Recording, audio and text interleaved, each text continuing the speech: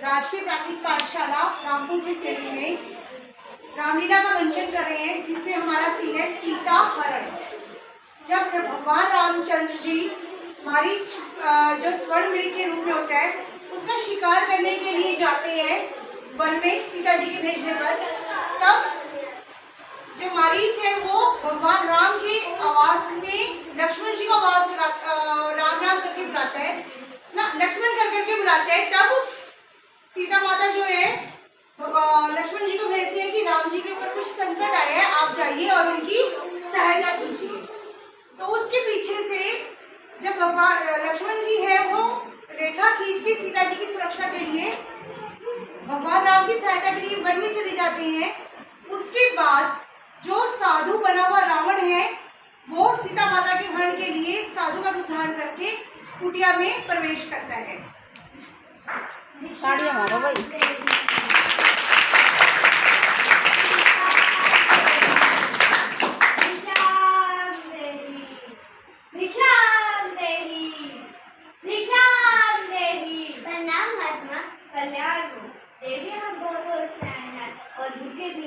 तुम्हारी कुटिया देखकर ईशा से है कि हम कुछ खाने चाहिए। अवश्य महात्मा, मैं ठहरी मैं आपके लिए ऐसा सुकून बोलने लगती हूँ।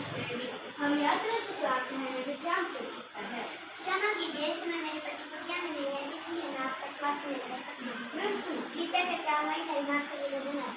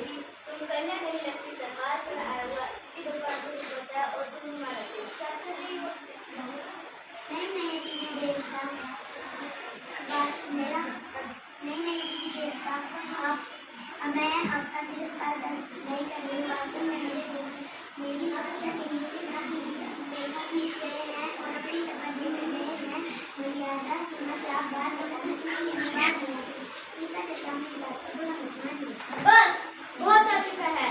तुम हमारा तिरस्कार कर रही हो, पहले हमें कुटिया में आंसर हो गया और अब तुमसे खाना दे रही हो जैसे हम कोई पक्षी हो। ऐसे व्यवहार नहीं जाति लोगों के साथ किया जाता है।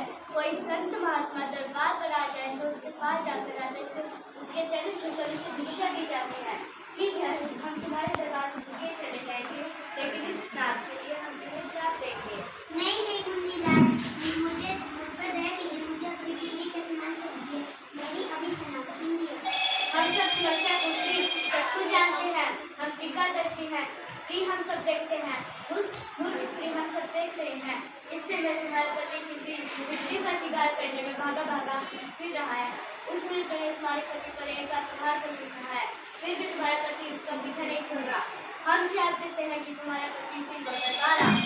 नहीं आप मुझे श्राप मत दीजिए, मैं वही आती हूँ, आप मेरे पति को श्राप मत दीजिए, मुझ पर दया कीजिए। जैसे गलती होगी मैंने आपकी संगतियों को नहीं सुना, मुझे क्षमा कर दीजिए। क्या कर दिया हमने तुम्हें क्षमा किया, तुम जैसे संविधान के कष्ट नहीं देख सकते।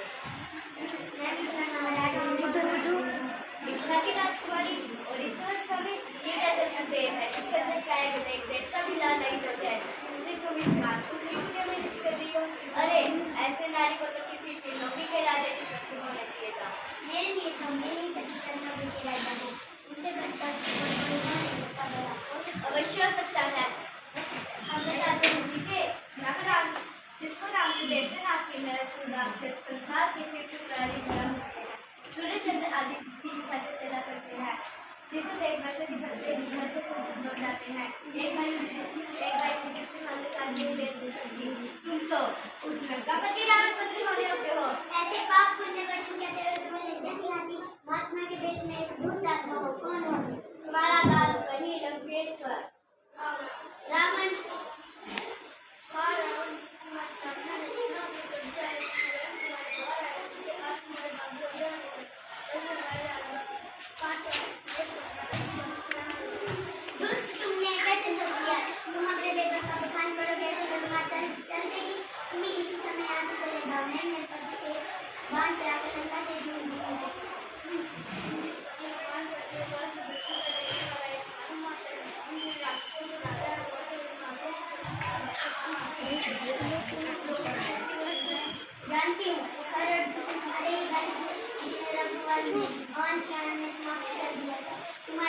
समय आ गया है। तैयारी कराने तैयार है तो किसी वक्त यहाँ से चलेगा। मेरा ऐसा काम करने का साहस किसी ने नहीं किया। और पति बसता स्त्री की जानने की पतिता की किसी ने नहीं की होगी, इसका परिणाम जानते हैं।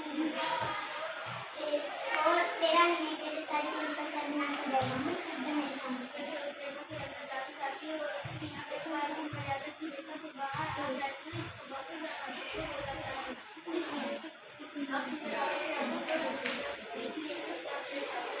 नहीं लक्ष्मण राघव पुकार ले और पुकार लक्ष्मण राघव सुनो बहुत समाजवादी का नहीं हो पाई सीधे